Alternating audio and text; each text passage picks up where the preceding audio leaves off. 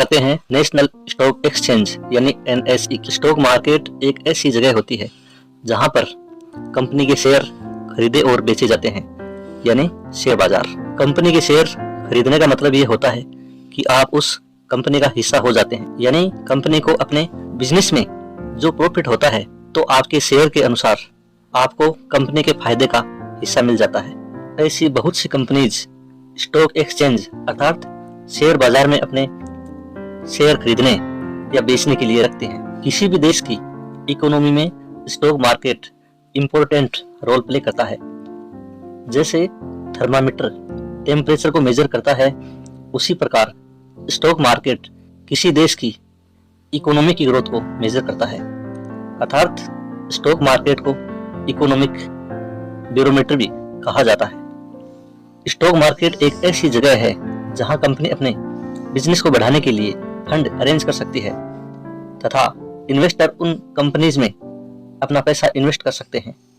वैसे तो stock market में बहुत सारे पार्टिसिपेंट होते हैं, जैसे ब्रोकर, डिपॉजिटरी इत्यादि, लेकिन इनमें सबसे मुख्य है stock exchange.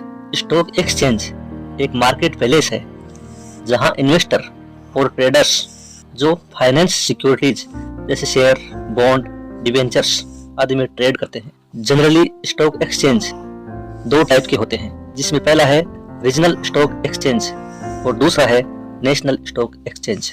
Regional stock exchange में ट्रेडिंग टर्मिनल किसी पर्टिकुलर एरिया में होते हैं जिसमें वहां के लोग ट्रेड कर सकते हैं, जबकि नेशनल स्टॉक एक्सचेंज के ट्रेडिंग टर्मिनल संपूर्ण देश में होते हैं, यानी हम पूरे देश में कहीं से भी ट्रेड कर सकते हैं।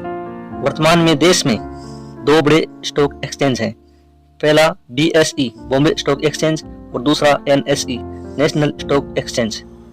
तो BSE यानी बॉम्बे स्टॉक एक्सचेंज के बारे में मैंने पूर्व की वीडियो में डिटेल से समझाया है, जिसको आप प्लेलिस्ट में जाकर चेक कर सकते हैं। अब बात करते हैं NSE यानी नेशनल स्टॉक एक्सचेंज की। तो सरकार ने 1990 में भेरवानी कमेटी का गठन किया, जिसकी सलाह पर नेशनल स्टॉक एक्सचेंज की स्थापना 1992 में मुंबई में की गई। BSE की ब्रोकिंग कम्युनिटी ने इसका विरोध किया तथा इस ब्रोकिंग कम्युनिटी द्वारा ये कहा गया कि इंडिया में दो स्टॉक एक्सचेंज होने से बाजार में वोलेटिलिटी बढ़ जाएगी तथा इससे इन्वेस्टर का नुकसान होगा। परंतु सरकार ने नेशनल स्टॉक एक्सचेंज की स्थापना की। उस जमाने में दुनिया में सिर्फ US की मार्केट ही ऐसी थी जिसमें दो स्टॉक एक्सचेंज थे। अब बात करते हैं NSE के मार्केट इंडेक्स की। तो NSE का मार्केट इंडेक्स निफ्टी 50 है, जिसमें देश की टॉप 50 कंपनीज लिस्टेड हैं।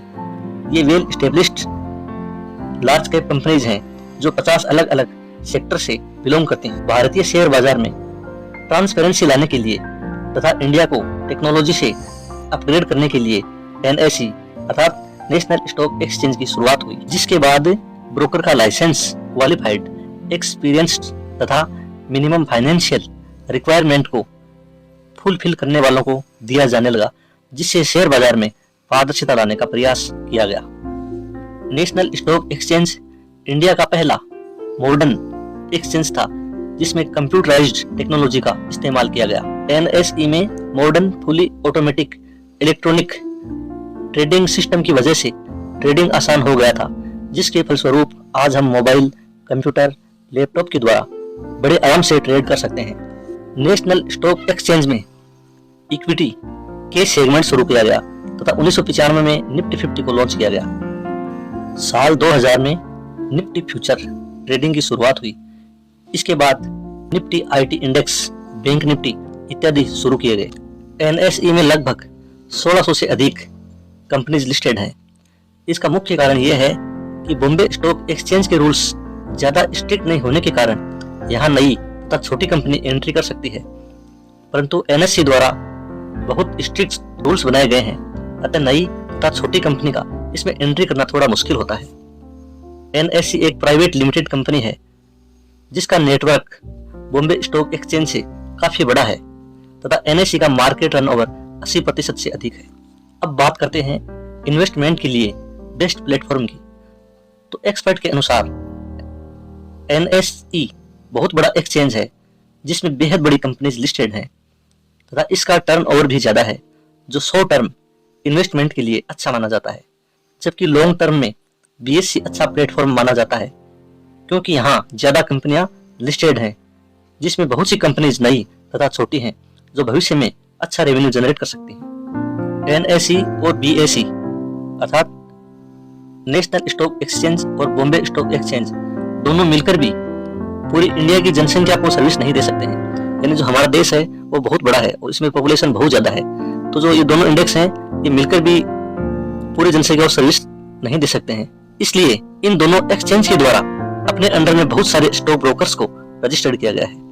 यानी जो ट्रेड करने के लिए जो एनएसई और बीएसई हैं उन्होंने अपने अंडर में अनेक ब्रोकर्स, स्टॉक ब्रोकर्स को रजिस्टर्ड किया हुआ है, जिसके माध्यम से हम ट्रेड कर सकते हैं, इन्वेस्टमेंट कर सकते हैं। तो दोस्तों, ये छोटी सी जानकारी थी नेशनल स्टॉक एक्सचेंज के बारे में। वीडियो को लाइक करें और चैनल को सब्सक्राइब करें।